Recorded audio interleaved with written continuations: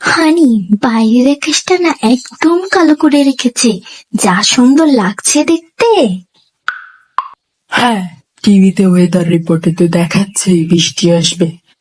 হ্যাঁ, আসবেই তো। আজকে তুমি বাড়িতেই থাকবে, তাই না হানি? তা ঠিক বলেছ, কারণ বৃষ্টি পড়লে তো মুকেশ আম্বানি আর বাড়ি থেকে বের হয় না।